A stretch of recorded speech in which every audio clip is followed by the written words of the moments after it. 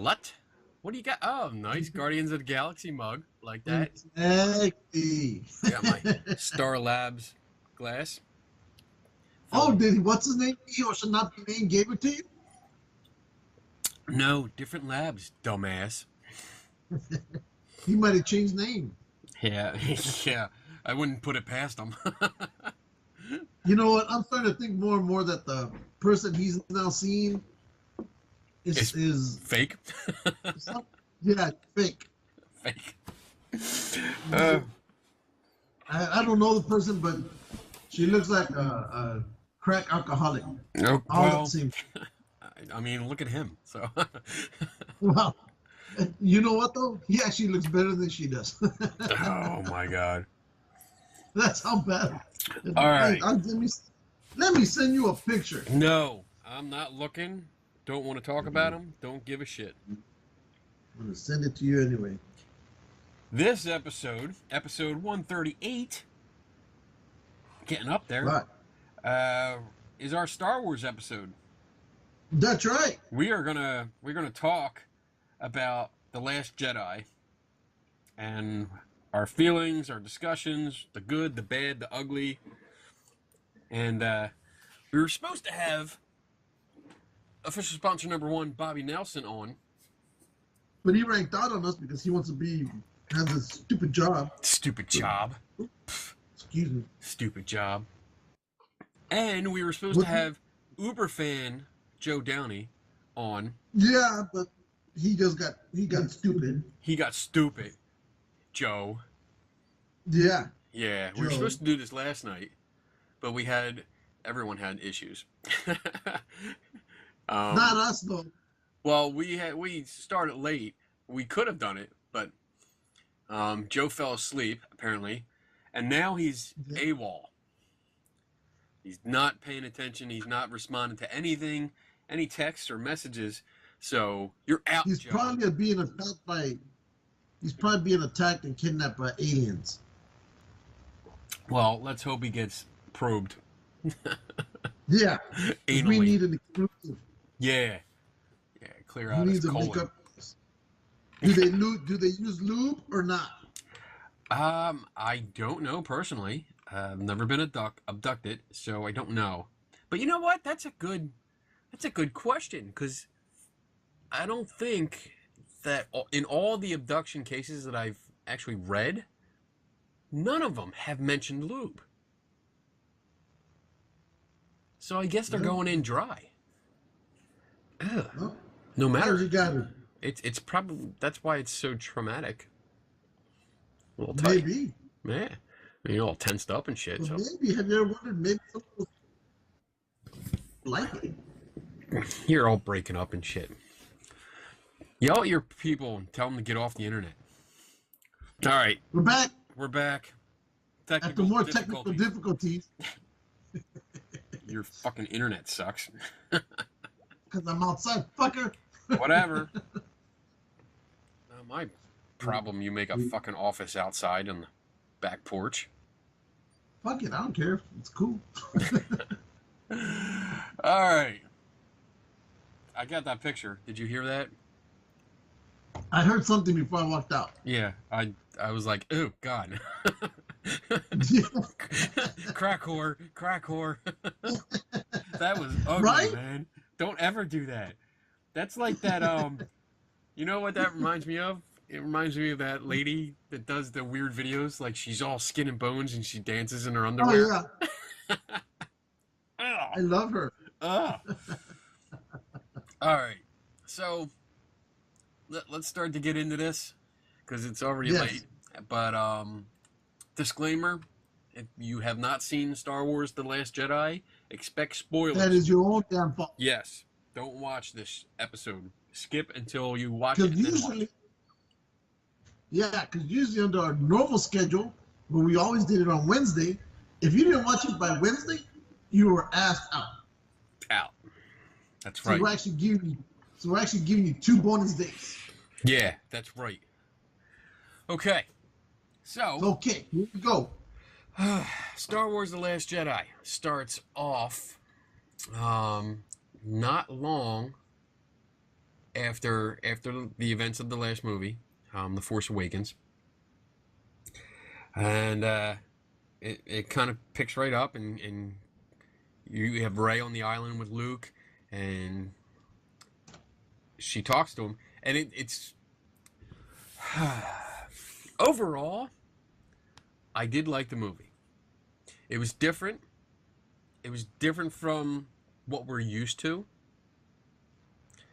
And I say that from the beginning, I say that because we have. What the hell? Stop poking me. We have grown up, like I know I grew up with the original trilogy, okay? So I've watched. Here, get up with my nose there. There you go. I've watched I A New Hope, Empire, and Jedi. I would say, with confidence, I've seen each over 100 times. Easily. yes, I'd agree with you there. So I'm used to it. I'm used to that storyline. I'm used to the way it was. And now this is a new generation of Star Wars that's coming out, and it's exploring new venues or new areas and new possibilities. So overall, I did like it. So let's get into. I know what was your overall feeling, and then we'll get into some details. I liked it, and I know as we get into it, it's gonna sound like I hated it, but I like the movie overall. I've heard some people say they think it's better than Empire. I've heard some people say that they love it better than Return of the Jedi. I just that it's the number one out of all of them. I can't go that. I can't go that far. I like can for say me, that I'm one of them people. I liked it better than Empire. Go I ahead. mean, for me, I like Rogue Squadron first, and then I've always enjoyed Return of the Jedi just a tad bit more than Empire, and then I guess I would put Empire third, and this one probably right behind it, or Okay. it could be my number 3. Hmm. But Okay. but I can't put it anywhere near the top 2. Okay. And You know. okay, so let's jump right into some details then. Go So, for it. what was let's start. What was the worst part for you? Let's start with the bad and then go to the good. All right. As I've thought about the movie, there's been a couple of worst parts for me, but the one that still sticks out for me is, and when I say this is, I've applied the same hatred versus other movies in other genres, like I'm about to apply this. Dude, you're totally saying this because of what I said the other night. I know No, what you're gonna say. Yeah, and you already, let's just put it, I don't want anybody thinking that, oh, he only hates it because it's on this movie. Like, no, I've hated it in other movies as well. Okay. And that's the whole Princess Leia being blown out half a mile to a mile in space, and then she does her Mary Poppins routine and floats right back into the cockpit, into the command console of the ship that just lost every commanding officer that was on that bridge. I absolutely hated that part. Hated it, and I was like, I could almost hear everybody in the theater. There was some, whoa, that's cool, but then there was a lot of, what the fuck is that? So, yeah, I just, then I talk to people after the movie and I go, what part didn't you, did you just find too hard to swallow? And their reply was that scene. Yeah. They didn't base it like I based it. Just too far, a little bit too far reaching there. Okay. And I know I talked to you about it earlier, but you had said, and I thought about it where I said she should have been killed in that explosion and then being sucked out into space.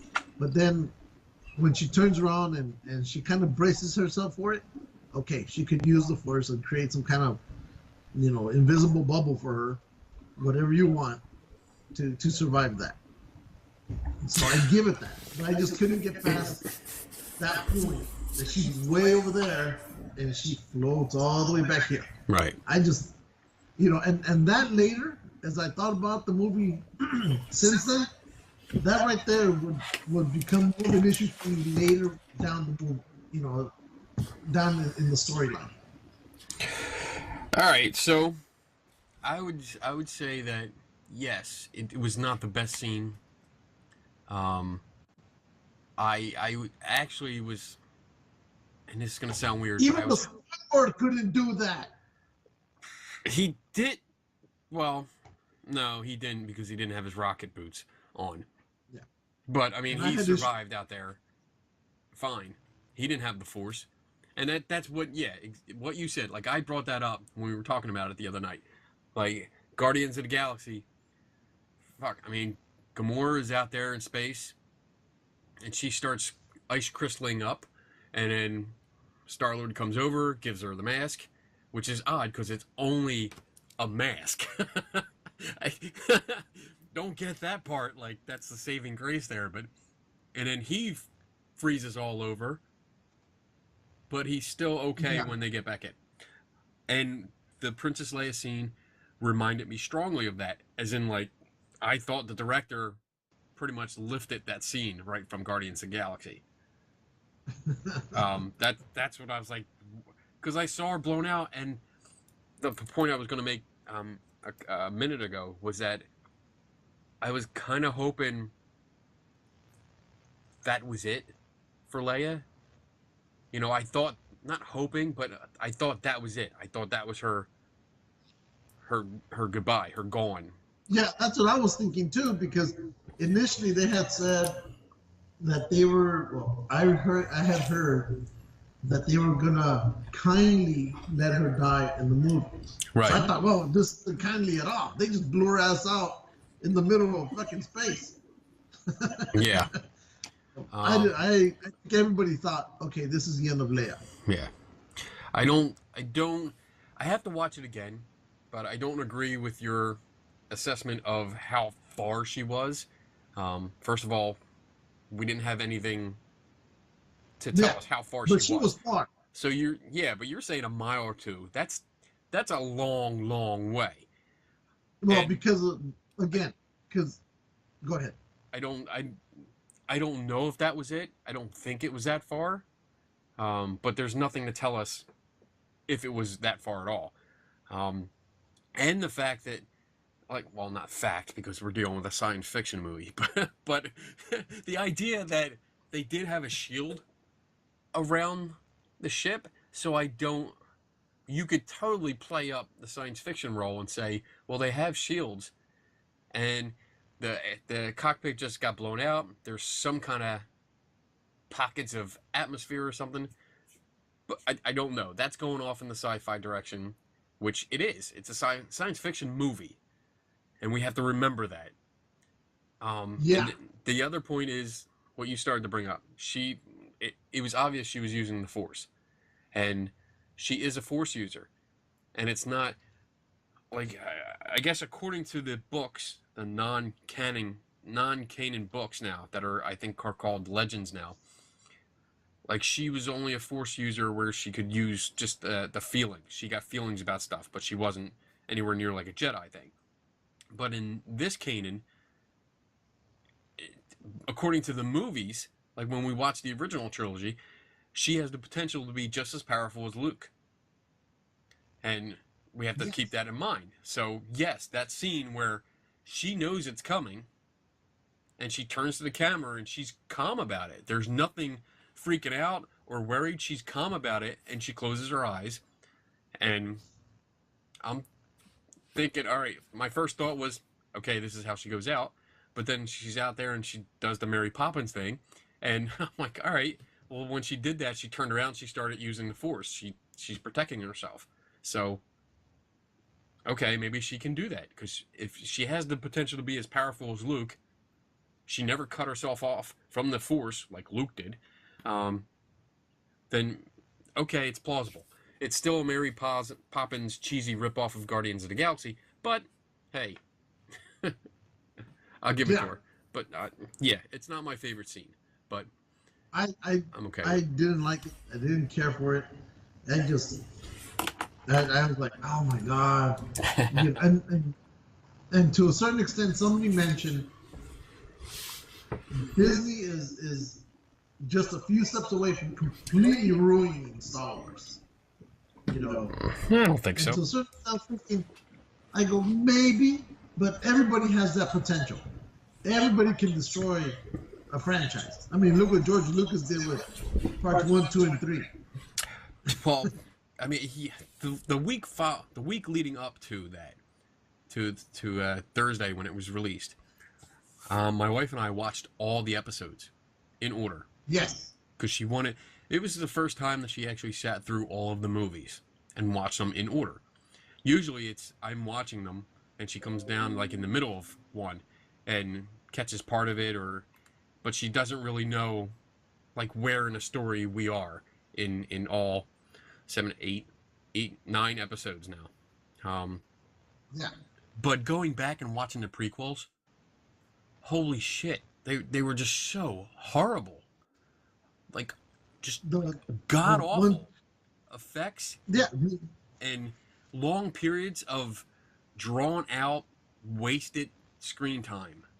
Like, I couldn't believe how much there was. Yeah. But yeah, awful. So if anybody ruined the Star Wars franchise, it was Lucas with his prequels. Yes. Because they sucked. The only one of those 3 that I'll watch is part 3.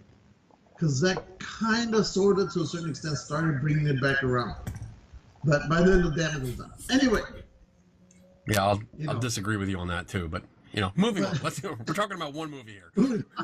But we're going to I won't watch it, but whatever. So, yeah, I couldn't deal with that scene. Okay. That scene just annoyed the shit out of me.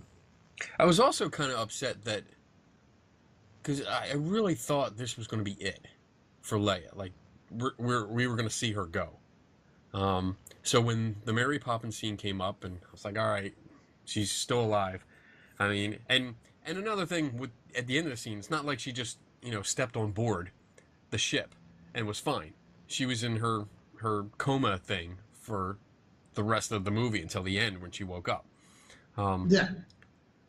But I was kind of disappointed with the switch that I don't know her name, the other lady in the blue dress. Oh, the purple hair? Yeah. And she does the whole... She was the thing that came out in Jurassic Park. Yes, that's her. Okay, and when I saw her, I said, what the heck? Why is she here? Where's the dinosaurs? I thought about her, and then I got pissed off about her character, too. Oh, my God. Well, you know what? I can't laugh at you. I can't laugh at you, because actually, when we get to it, I got pissed off when I saw a character, too. Well, the actor of a character. So we'll get to that in a minute. All right. But this woman, and I forget her character's name, but... Purple hair. When Purple Hair made the whole big sacrifice at the end,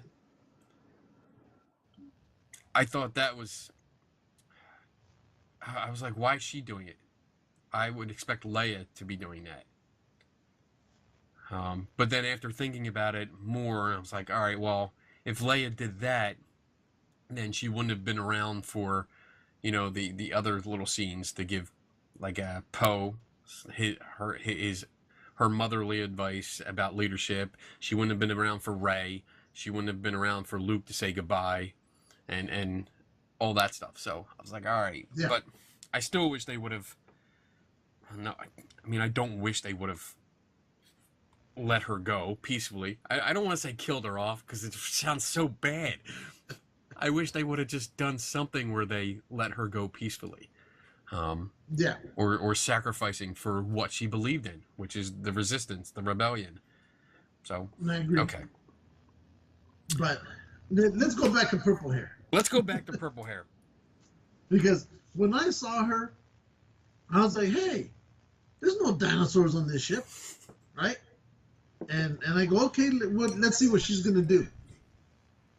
And I love that scene where, you know, she turns around and she sacrifices herself, and because like I've called that part now the J.J. Abrams scene, where she hyperspaces and she goes, because all of that is J.J. Abrams. When he does Star Trek and there's explosions and stuff going on in space, he's always said there's no sound in space, and it was just completely silent. Just the image was more powerful than even if you had heard it.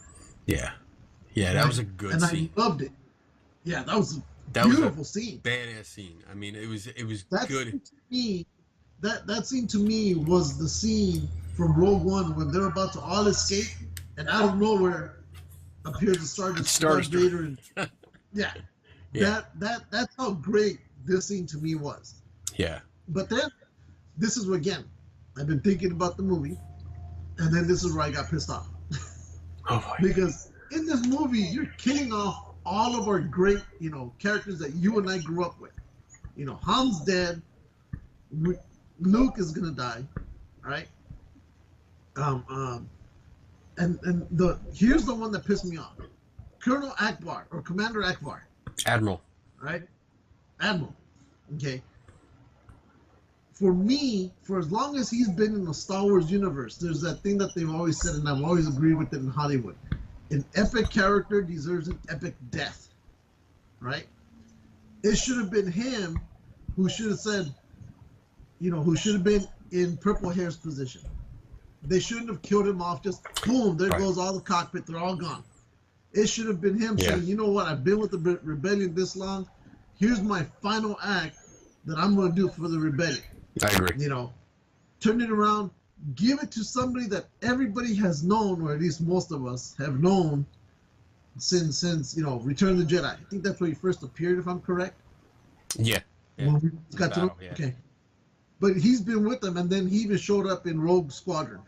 So he's been there from the very beginning. Rogue Squadron? So he should have been there. Rogue Squadron. Wasn't Rogue he One? in there when they were all talking about it? Rogue One? I mean, Rogue One. I'm thinking the books No, and it was video a different one. It wasn't Akbar. Okay, but it should have been I see what you're him. saying, yeah. Yeah, it should have been him who said, I'm going to be the sacrifice. They shouldn't have introduced us to a brand new character that had no history with the audience whatsoever. Yes. And I go, to have killed him off the way they did, I was like, this fucking sucks, because, you know, he deserved a more epic type of death. Yes. You know? I agree. It should have been him. It should have been him saying, every get off, the fish is going in. I agree. I mean, nothing against Purple Hair, but you're right. Like, I would have rather seen her be introduced, because, and what really kind of sucks is that there is a lot of backstory that you don't get if you just watch the movies. Exactly. She has the history, but she does have history. She was a childhood friend of Leia's. But I would rather she have been introduced as that. Like, give a hint that they grew up together. And then she's in a leadership position, and she's going to take over for Leia. Mm-hmm. And then, exactly. I mean, the scene is great. I love the scene. But I didn't, well, just like you, I didn't like the character that they chose to do it. Because it was a great sacrifice that should not have been hers. And it's almost one of those that you're cheating the audience. You're not giving the audience a chance to let me grow fond of her. It's almost like, I hate this character, and I hated her. I'll be honest. I absolutely hated the character. I hated the way she behaved on there. You know, again, had we'd all been introduced to her later or whatever, and saying, all they tell you is she's a great leader from a previous battle or previous war, and I'm like, okay, but why is she acting like she's a fucking coward? You know, you don't know her tactics. You don't know what she did in the previous war. Nothing. So all I'm getting across is it seems to me like she's been a coward, and she has no idea what to do because there's nothing left to do. And so you end up hating her. And until all of a sudden at the very last point, now I love her because she did this. I didn't care for her. I'd be on the other side there. I didn't hate her. I also didn't think that she didn't know what she was doing. I thought she was being a decent, calm leader that was against Poe's like, let's just shoot and blow up shit. You know, he was Yeah, very, he had a violent streak. Like, he wants to just blow up. He wants to punch his way out all the time. and I get that because I've seen that type of character pose in other movies Yeah. with different parts of name a war. There's always that one that says we can take the hill, we Yeah. can do this. That actor or that type of character is present in basically every war movie at one point or another. There's Yeah. that one gung ho. And I will, we can divert a second. Well, no, I'll finish out my thoughts on Purple Hair. I thought she was good. Yeah. I wish they would have built her character up, you know, so that we could get to know her more and know, like, establish her more. She could have been in the next movie. I really think she would have been a great successor to Leia and the next movie. She had that almost Mon Mothra feel to her. So I don't know if that's what they were going for, but I kind of got that, and I didn't think she didn't know what she was doing. I think she did know what she was doing. She just wasn't telling Poe, and we were following Poe on board that ship. You know, that's the way the story was going in that plot, that subplot. We were watching him. I mean, I understood she was up to something, but I was like, you just said you all hyperspace to the middle of nowhere. Hold on a second. Oh, Getting noise from outside. Okay. But so yeah. it seemed to me, if I'm correct, when they said they hyperspaced into the middle of nowhere, right? They didn't. It was, I'm just trying to remember if they had mentioned that or not, but That was what it looked like. But that's not what they were doing. They had the plan because they knew about the abandoned base. That's why they stopped there. And they were just going. They knew they couldn't outrun it because they knew something was up with the hyperspin. They knew they were being tracked. So they knew about the base that was abandoned, and that was their play the whole time. But they didn't tell Poe because they didn't want. I guess Poe wasn't a leader. He's a pilot. no, he's a leader of a squadron. But Yeah, was he's a promoted- leader of a squadron. That's it. That was it. So was Luke. But Yeah. I mean that he didn't call the shots. Well, I think Luke had more rank than Poe did. Luke think was he had a little bit more- Luke was a Scot. He did Rogue Squadron. He was Red 5, and then he was Yeah. Rogue One, or he was Rogue Leader. So he was in charge of Rogue Squad. But that's it. I mean, I think he had a little bit more pull than Poe did. In the long run, I think he had more pull. no way. Yeah, There's no way. I don't think. He didn't make any decisions. I just think he had more pull, a lot more pull. How? I just think I did. I just think he did. I mean, he's related to. Wait, shut up. He's related to Princess Leia. She was not a princess anymore. No, but he's related to her. Okay, wait. So Wait. no, wait. we're not gonna get into this. No, because you're avoiding it. You're avoiding it. You're not. No, you're just no, making but a I'm statement and not giving any evidence. No, First of all, What I'm telling she you is, I think he could do a lot more. she lost her princess title when Alderaan blew up in the first movie. Okay, she was done. We didn't know. She didn't know that they were related until Return of the Jedi, Yes. and he was But no I'm saying- longer. He was no longer a pilot. No. He's always gonna be a pilot.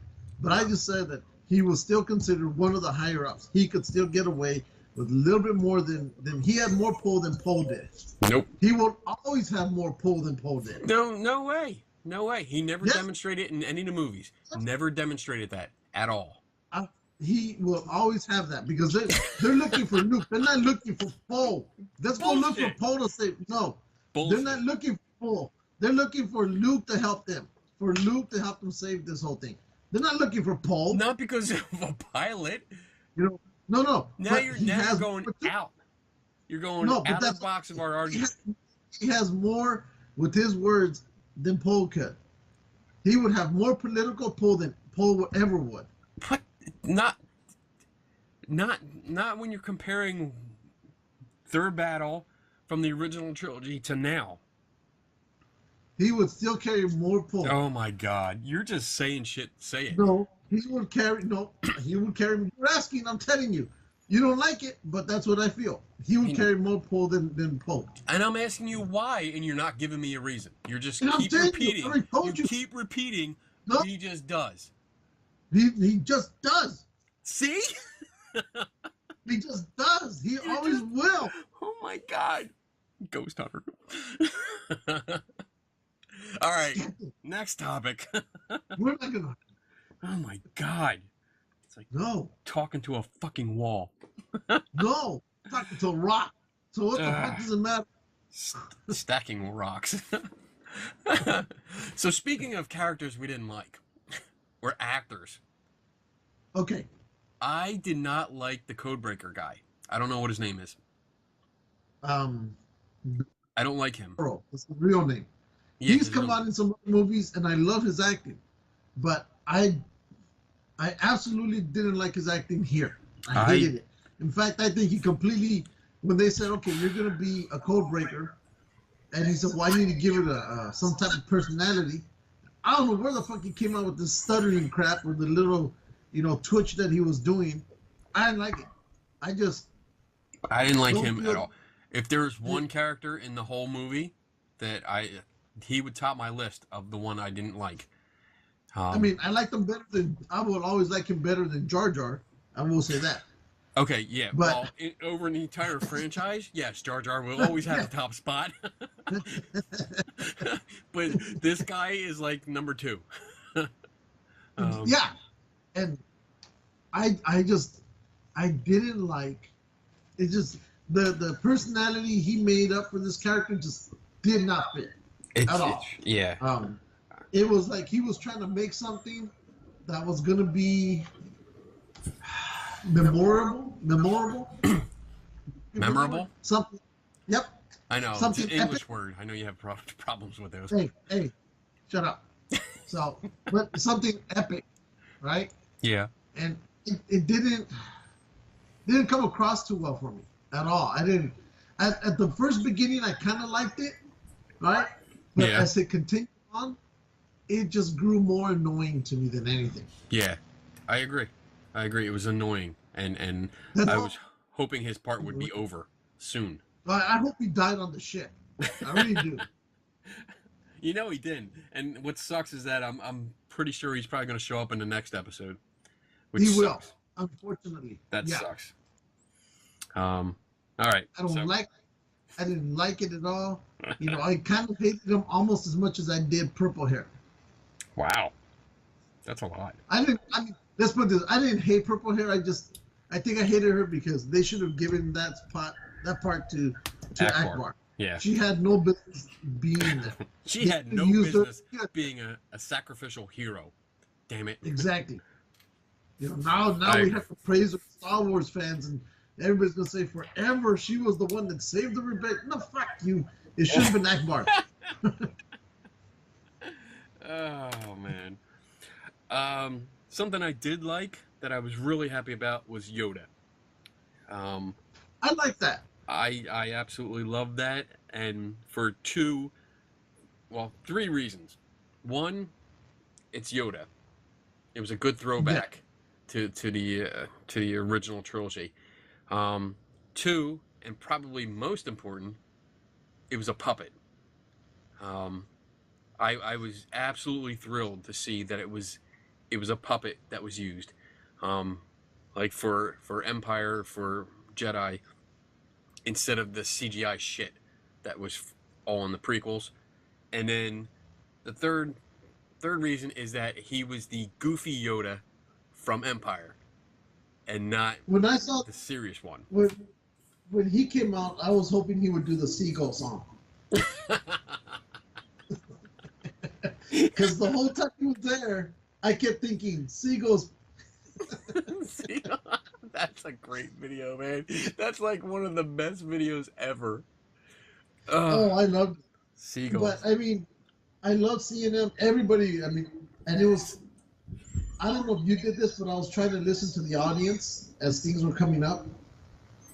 And when Yoda came out, I could hear a lot of, ooh, yay. People were happy to see him on there. Yeah. I enjoyed him, but then when he, from the dead, somehow affected the fucking tree and made it all catch on fire and all that, I was like, okay, fine. You know, it's Yoda. I'll give it to him.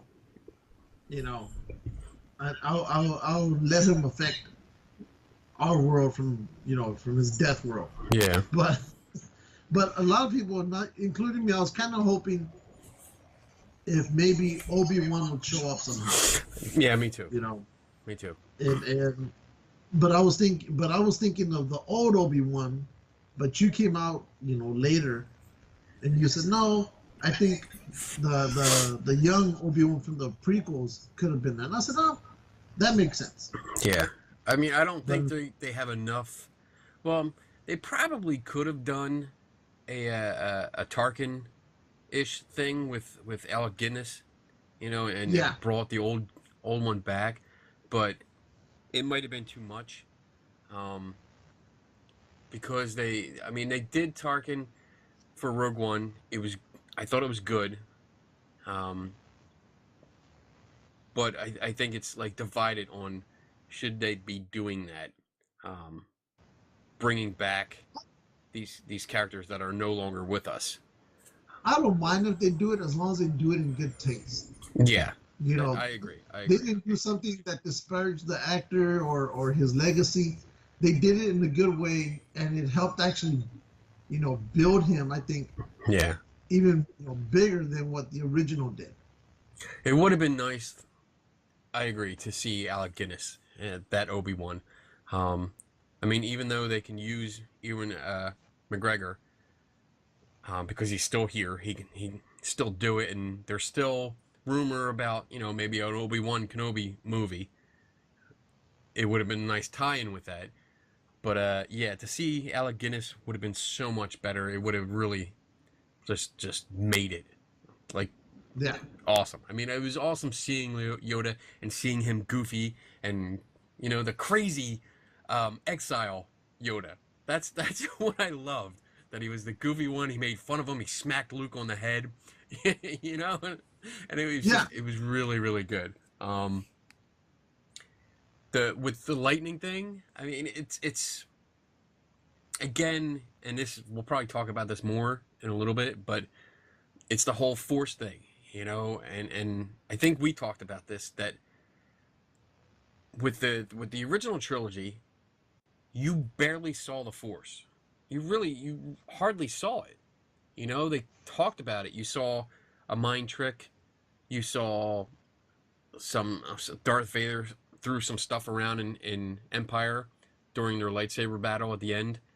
A couple pipes here and there. Yoda did the biggest thing by lifting the X-Wing out of the water. Like, he did the biggest thing that you could do with the Force, just like that.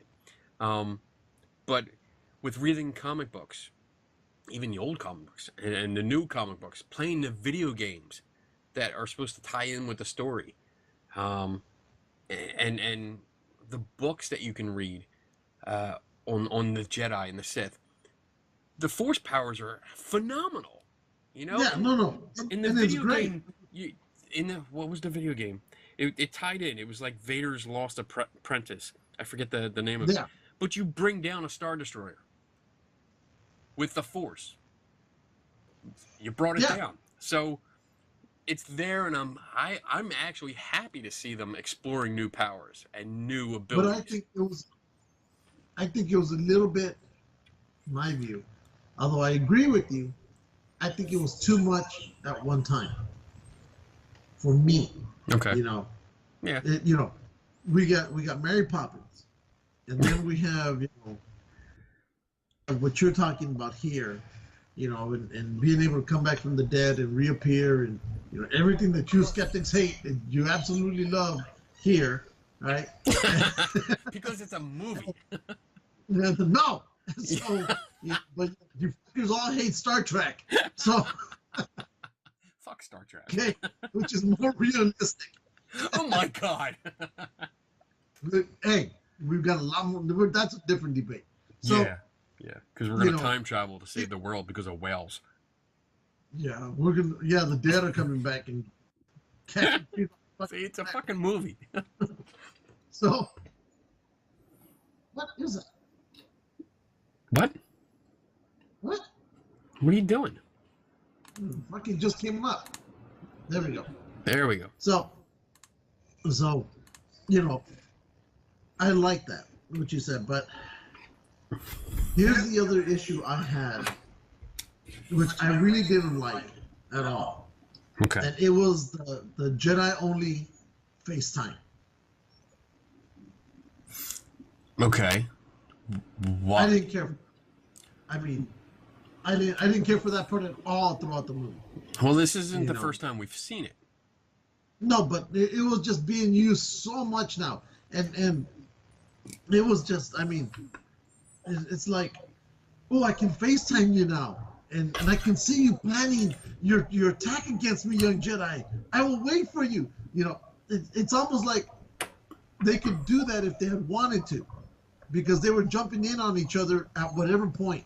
They could see each other, and then after a while, they can almost, see the surroundings. And I'm like, that kind of having a Jedi during making these secret plans kind of sucks. But I didn't care for it. I know you're a fan of it. I didn't like it. Now you had these two communicating back and forth as much as they were, and it was just, I wasn't a fan of it. I didn't care for the Jedi FaceTime, fucking mobile plan that they had going. I didn't like it. Didn't care for it. They could have done without it. I was not a fan of it at all. Like I said, I didn't like it at all. So first, you can't call it Jedi FaceTime because it wasn't a Jedi. FaceTime. The Jedi did not. Hey, can you see me? I can see you. Let me touch you. That's FaceTiming. But it's not Jedi FaceTiming. Who was using it? Snoke. No. But who Yeah. else? Who basically was using it between each other? The Jedi. Snoke did. Snoke was using it. Well, no. There was no And Jedi. so did Luke. There Luke was no used it as- Jedi. There was no Jedi using it. Rey's not a Jedi.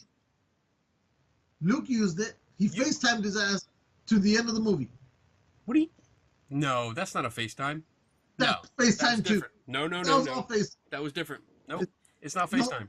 That's all FaceTime. No, listen, Ghost Hunter. No, it was two completely different things. No, that was First, all FaceTime. okay, As far as I was I'm concerned. going to explain it to you. Boom. Here we go. So, the only Jedi here was Luke. He was not part of the FaceTime between Rey and Kylo. Snoke was the one that linked them. So it was Snoke that made the connection between Kylo, who's definitely not a Jedi, and Rey, who's definitely not a Jedi. No. So you can't call it Jedi FaceTime because nobody was using it that was a Jedi. So they're not even Sith. So we don't know what that is.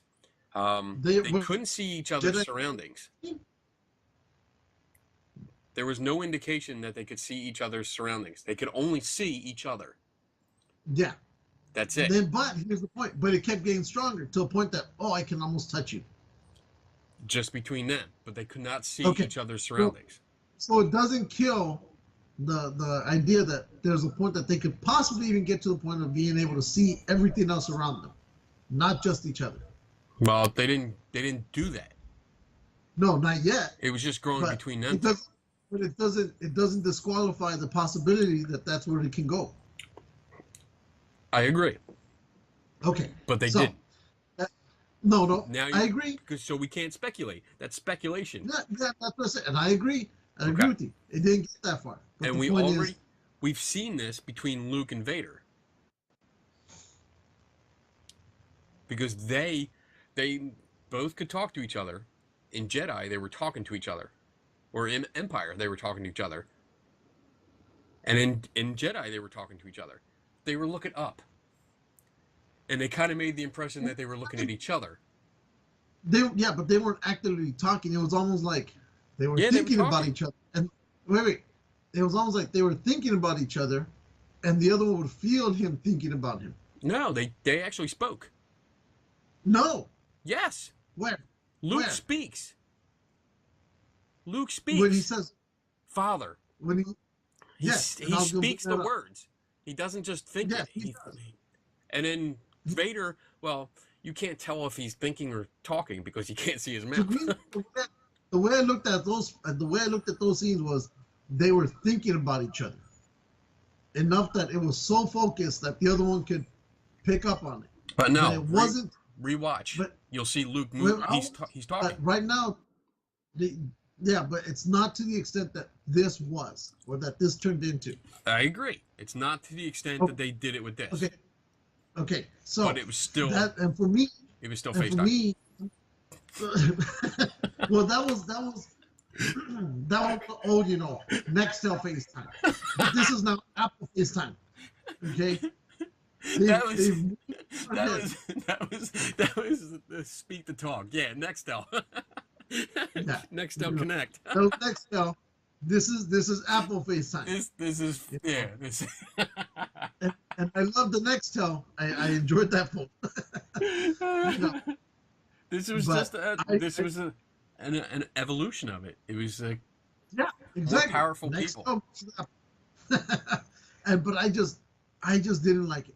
And I've said this in the past, and you can't say I haven't. Where I said I hate when movies start having all sorts of different stories going on at the same time. Mm-hmm.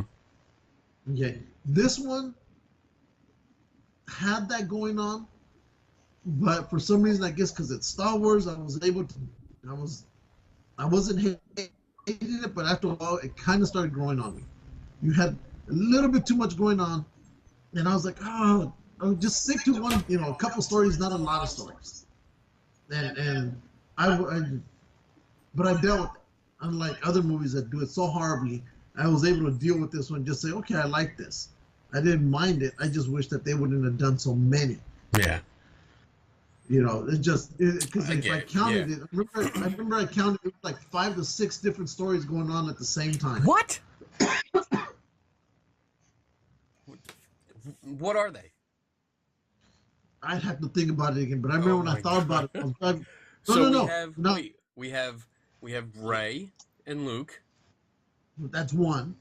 We had the Resistance running from the First Order. That's two. And we had the casino Rey, Finn and Rose. Finn and Rose, yeah. That's four. That's four. I didn't say anything. Neither did you. No. I said we had Ren, not Ren. Yeah, Ren and Kylo. We had that story going on. Ren and Kylo.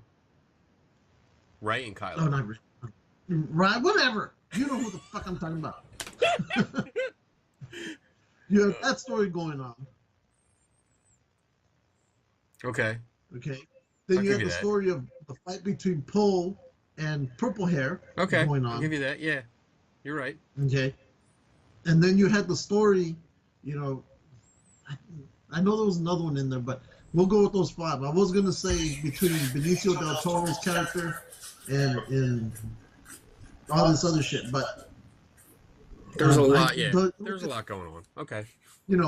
So for me, I was like, I could have dealt less. And, the other thing was the one, you may not agree with me on this, but to a certain extent, and I mentioned this, well, I'll bring this up instead. We were talking about the comedy in Star Wars. No, wait. Right? Before we get there, Okay. let's go back. Like, I'm starting to think about, like, all these plots and stuff and thinking about Rogue One. Rogue One that you liked. You really liked it. I loved it. Okay, so at one point we have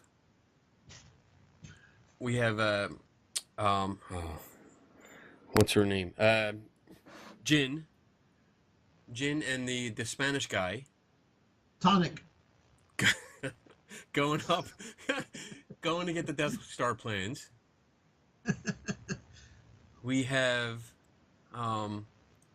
the group of rebels on the ground.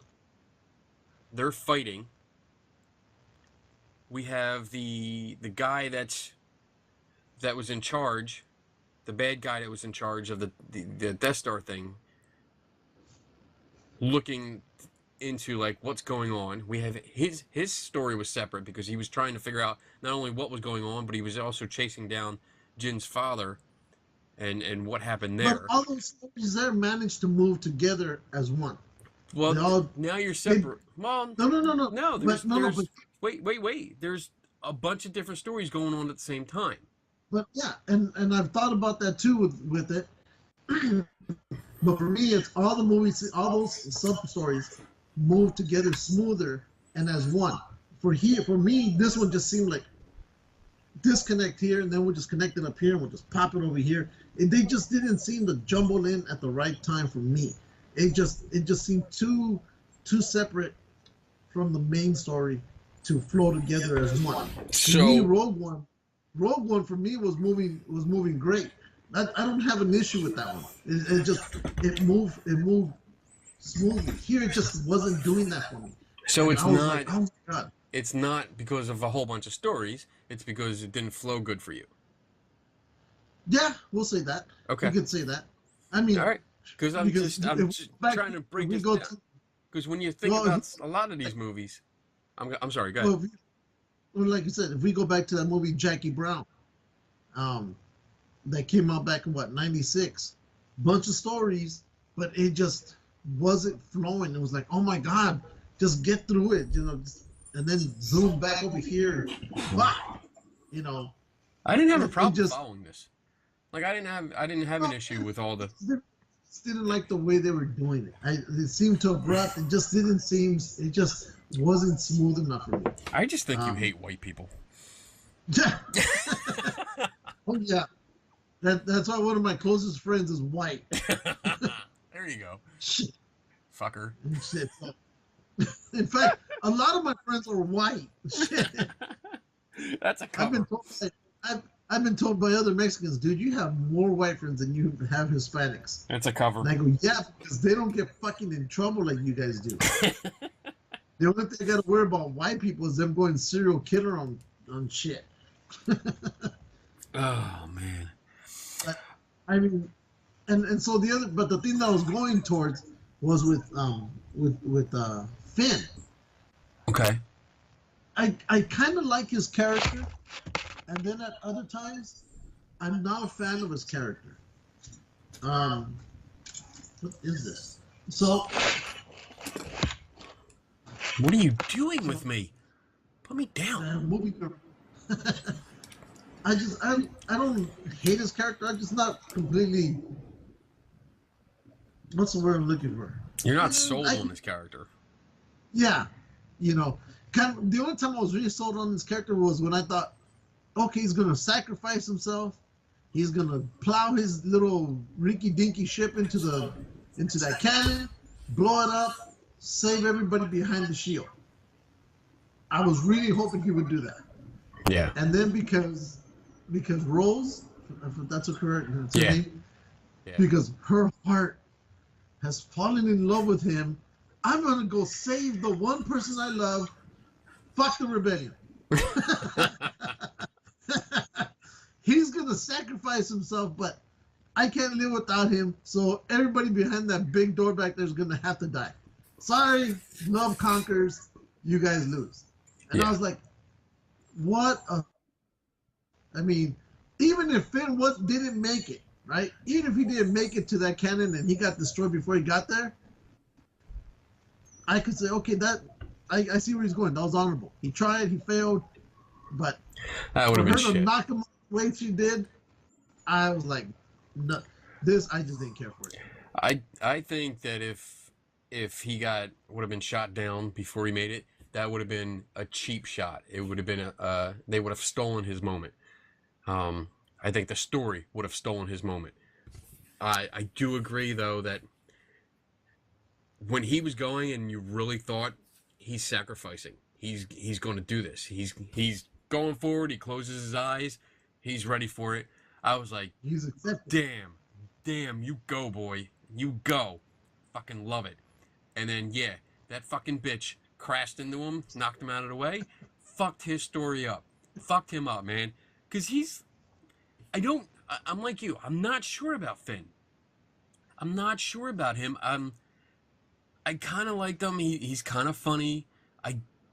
But he's weird. Like he doesn't act like you would expect. I mean, if he was brainwashed and brought up with conditioning as a stormtrooper, his behavior is weird. So I'm not sure how to take him. And I thought this was his chance. You know, this was going to be his moment and really shine. Yeah, exactly. And it would have been great. And he would live forever in Star Wars geek. Yes. That would be a pivotal moment of Star Apparently Wars. somebody else has problems with the English language too. Yeah, well, it happens when I drink. Shut up. Oh, excuses. I drink the slur. You do it normally. Whatever. Fuck you. Dude, fuck you back.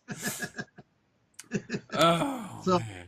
No, I was like pissed off about that part, and I was like, yeah, this was it. You know, this was just like you said, this was his moment. You know, but the other thing on top of it is when we had spoken about Thor, and you told me when you first saw it before me, you said, you know what, I don't like my Thor movies to be funny.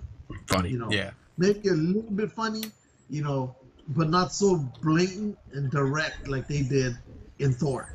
And I agree with you there, and I think they did the same thing here in Star Wars. I didn't care for the, you know, the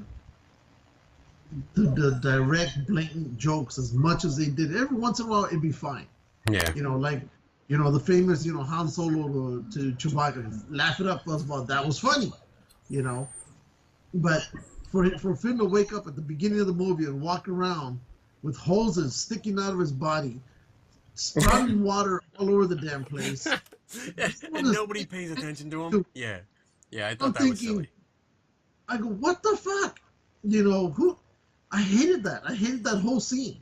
It would have been better had they put him in something like they did with Luke, you know, in Empire. Yeah. And then he could come out of it a little drenched and walk around dazed and confused. I could have dealt with that. But for him walking around like, you know, Dr. Octopus is abandoned adopted child with all these hoses that will never become arms. I like it. You know, that was one of the first negatives I had against the movie. As soon as, even when he fell off the bed the way he did, and as many cables and hoses that he had connected to him, none of those machines toppled over on top of him, because you know he's connected. One of those machines fell on top, and I was even looking for that, and I was like, oh my god. I did laugh a lot in the very beginning with the whole Poe calling in and the phone call thing. I laughed at that. Funny. That was funny. And I get what you're saying with the jokes. I guess comparing the two movies, this one and Thor, like I thought Thor was way too heavy after being so serious. But with this one, you gotta remember, like, the movies we've seen before this, 3PO was always the comic relief. 3PO and R2. And I've been fun with that here too. They did a lot of the jokes, which were stupid. You know, they did a lot. 3PO did a lot of stupid shit. But that's now been taken over by BB-8.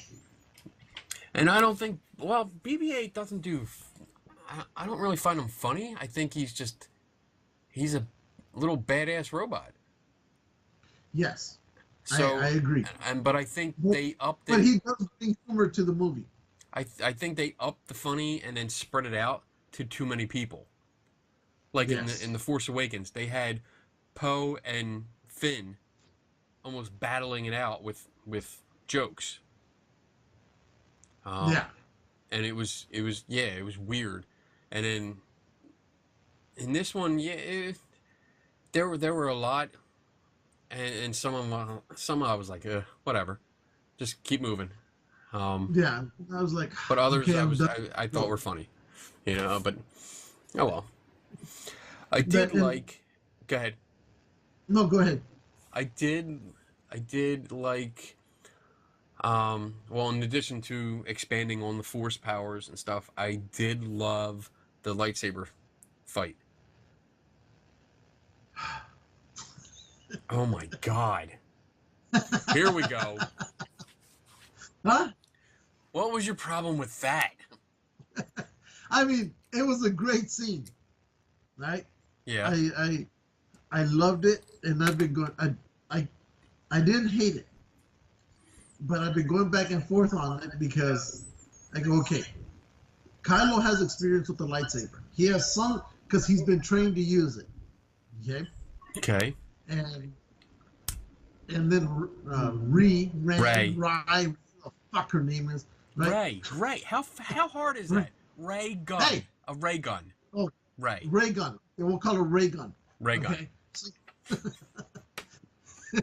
So, and I said, okay, so she's fighting these what I would consider samurai masters, right? These guys, and apparently they've been picked to protect, Snook because they're the badasses of the badasses. Who? They are the elite of the elite. Protect who? Snug? Snook. Snook, I said. It sounded like you said snug. No, Damn. Snuggly Bear. Snuggy. No. Snuggy. But they've been picked because they are the top of the top, the elite of the elite in the Empire. Okay. Right? They're there for a reason. So then we have Ray Gun, right? And they get into that huge fight with all of the, with the samurai. And all of a sudden, she's able to fight these people off. When just maybe, what would you say is a time span between that time to the time she was back on the planet that she was originally from? What do you think is the time span between there and there? I think maybe 3 weeks.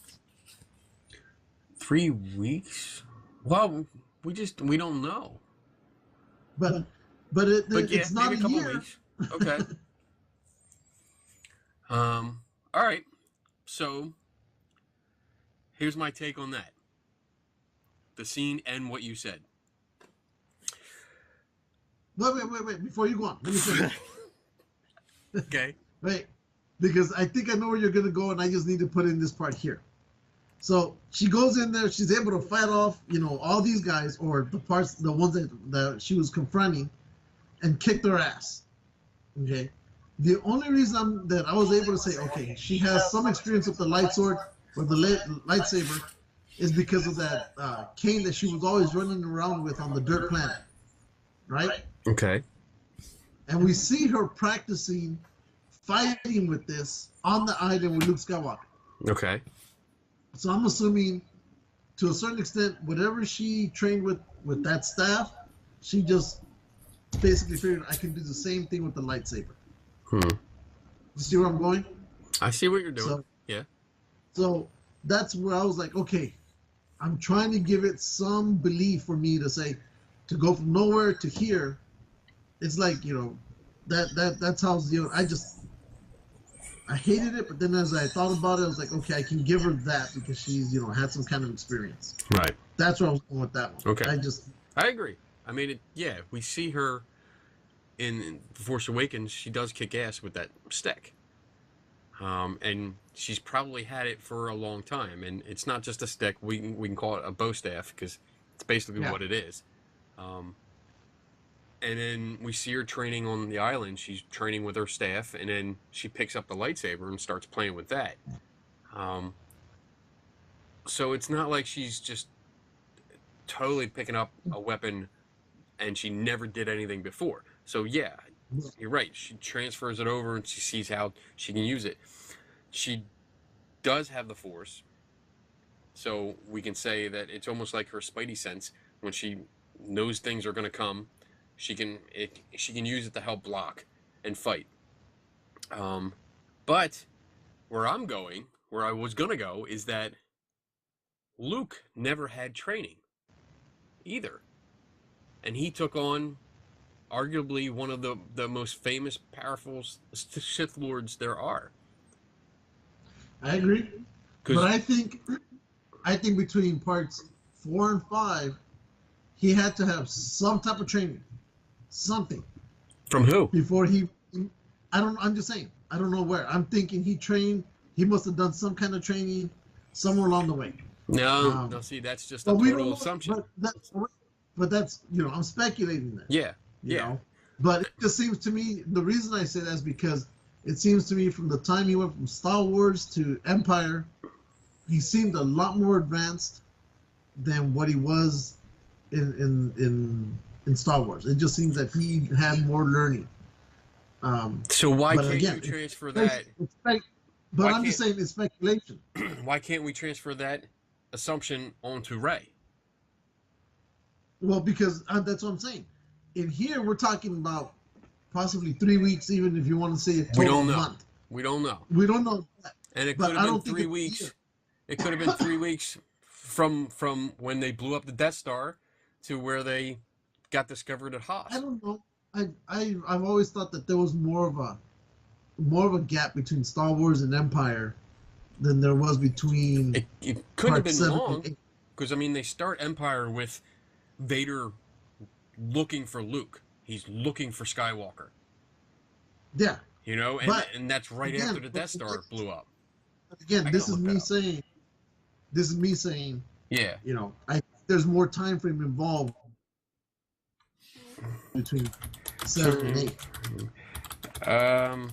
So, but there's nothing to indicate that Luke had any training whatsoever. I mean, No, that's why. all he knew about the Force was from Obi-Wan Kenobi. That's it. And Obi-Wan pretty much died 10 minutes after he met him. You know, Yeah, they basically he does a mind trick, doesn't explain how he does it.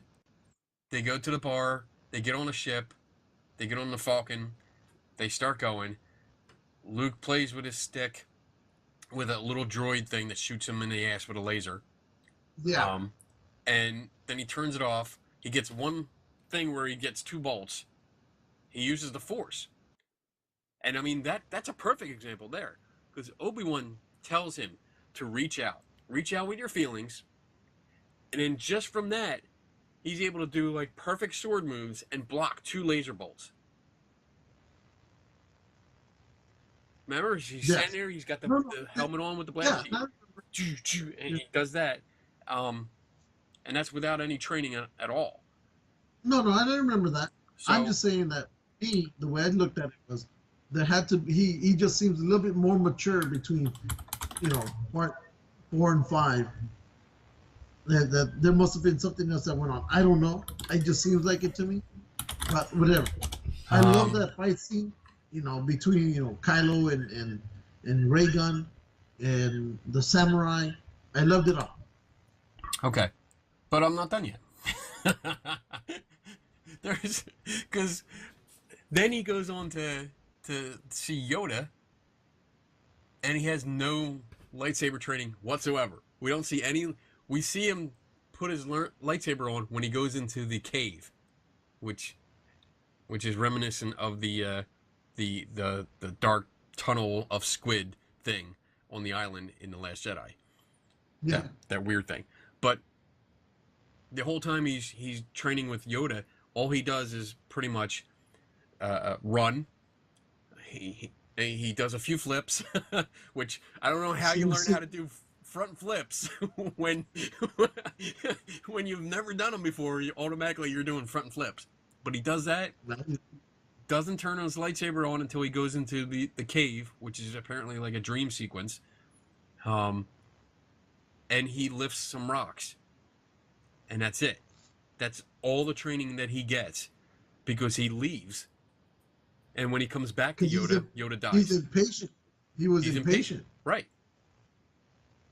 But I mean, that's it. When you think about it, that's all the training he had from two Jedi Masters which adds up to what, like a couple days maybe, and all of a sudden, like, we consider him a Jedi Master. I'm a Jedi Master. I'm more of a No. Jedi Master than he is. I have more training in fighting than Luke ever did. So there you go. I have my Jedi No. ring right here. So with Rey learning or beating those, yeah, I mean I can see it. I can see it. She used the Force. Damn it! It's a movie. Damn it! It's a fucking movie. She used the And on Force. some points, because it's Star Wars, I gave it, okay, Yeah. fine. Fine. I give it to you because, it's Star Wars here at certain sections. But I was like, what the hell? But no, I love that part. But when I did see those samurai guys, I thought about that toy where they made Darth Vader into a samurai, the Stormtrooper into a samurai. Yeah. I got inspired by that damn toy. Well, that was one of the original concept drawings of Vader. He was much more samurai-like. I mean, that's what his helmet's based off of, more of a samurai helmet. Yeah. And it really, I have a print of that somewhere. But yeah, it was definitely more samurai. I didn't like the Stormtrooper samurai, but I liked the Darth Vader samurai. All right, I thought they were cool. I did like the fight scene. Yeah. I mean, I see where you're coming from, but it's a fucking movie, so get over it. And let's go on to Snook. What did you think about what? About his whole origin? And I was trying to remember. Okay. Did they try to build up his origin, or was his origin build up more a fan-based thing? It was definitely a fan-based build-up, with all the speculation of who he was, and there's still speculation that he was Darth Plagueis, which is he was mentioned in episode 3 about being the Sith that was so powerful he could cheat death. So that's the big, I guess, leading theory that it's Darth Plagueis, and that he might come back for the next episode. But here's my thing with Snoke. At first, I was like, where is he from? How the hell did he get so powerful and just come out of nowhere and didn't hear anything about him? And then I thought back, after watching the original movies, or all the movies, I'm like, you know what? I grew up with only a mention of the Emperor in the original Star Wars. Only a mention. In Empire, I only saw a hologram that was half of a monkey of the Emperor. Yeah. And then in Jedi, we see the Emperor, but we have no idea where he came from. We have no idea how he got so powerful. We have nothing. So, the whole backstory issue with Snoke, I don't have a problem with anymore. I'm more curious about where he came from. I would like to know that background now that I know now that I've seen him, and now that he's a shish kebab. I think everybody wants, and from what I've heard, and to a certain extent, I don't know, probably because it was fan-based, I really felt we were cheated from a better type of, or anything of an origin for both Snook and for Ray. Ray Gun. It's Ray Gun. Ray Gun. So I just felt we were cheated on that. I thought we should have been given more than what we were given. I didn't care for the way that he was, killed off. I was like, wait a second. He's supposed to be omnipowerful and whatnot, and now he gets killed off like that. And I was like, it just felt that his character needed more than that. I like the scene that he got killed in. I just felt his character was owed a little bit more. If you're gonna make him to be somebody, do something more than being killed while sitting in your chair. I think I halfway agree with you. I halfway agree because I think, yeah, he could have gotten a better send off, but I did like the scene.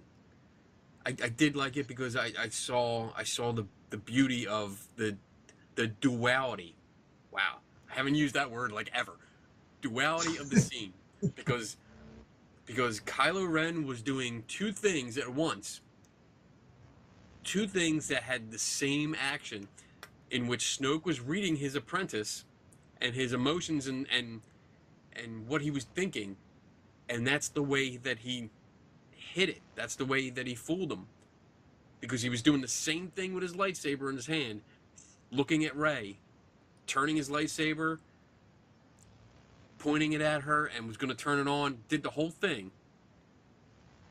which distracted. Snoke was overconfident, and he was reading his apprentice and not paying attention to his surroundings. He was not mindful of his surroundings, like a good Jedi would be. Yeah, and I was trying to give it that, but I was, even after we talked about that one part, and I said, okay, I agree. He was probably focused in so much on Rey that he couldn't read what, Kylo was saying. But I just he needed more. He should have been given more. And well, that would be the second part of why I halfway agree with you, because I think part of that, and a major part of that, is because they introduced him so quick. Like, they brought him into The Force Awakens as this big ass hologram in charge of the whole fleet. We see him, and he's controlling Hux and Kylo Ren. And he's a teacher of Kylo Ren, so he's Force sensitive. We know that. But we got it all at once. Instead of the original trilogy, where we got, again, the mention, a little hologram, and then we got to see the Emperor. Yeah. There was that build-up across 3 movies until we actually got to see him, and he could show his power. There was no build-up here. It was just boom, he was there. And this was, this is probably one of the points where I think I did a Kenny Biddle, Bobby Nelson type of deal. Yeah. You look like that Bigfoot picture now. Yoda was wearing a. So, but and I think I did the Kenny Biddle, Bobby Nelson move where I was expecting something, and what I was expecting was I was really hoping that somehow Snook would end up confronting Luke Skywalker. Oh, yeah. See, that's what I was hoping for to a certain extent, because he keeps talking. I want Luke. I want Luke. So in my mind, I was like, there's going to be a showdown. That and I guess that's what pissed me off about that.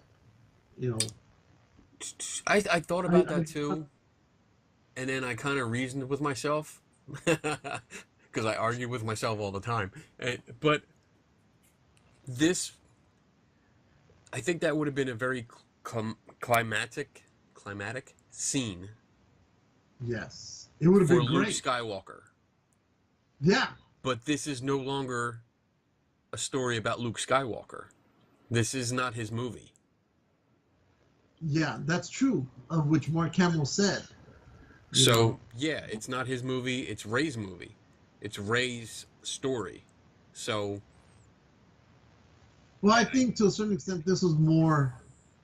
It was Luke's story, but I didn't like the way they went about it. They could have done.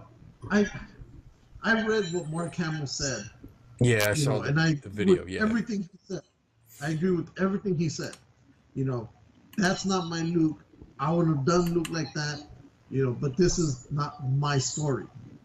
He goes, basically, when he said that, I was taking it as, I'm not the one in charge of directing this movie. They're the ones who are in charge. This is their story now. They're going to take it the way they see fit. Even when he told the director, I don't think this is right. And they said, no, but this is the route we're going. But I was hoping for Luke Skywalker and a Snook type of deal, which that would mean one way or the other they would either kill each other off or whatever. But that would leave Kylo and Rey in, to a certain extent, the new powers that be.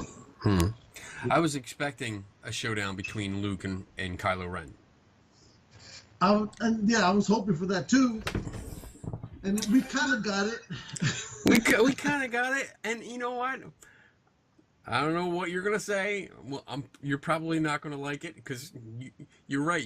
It sounds like you really didn't like this movie at all because you didn't like anything. But I liked that scene. I liked the whole Force Avatar kind of thing. I love that scene because I wasn't thinking, oh, this fucker's using FaceTime, right? It's not FaceTime. Right? Everybody saw him. It's not FaceTime.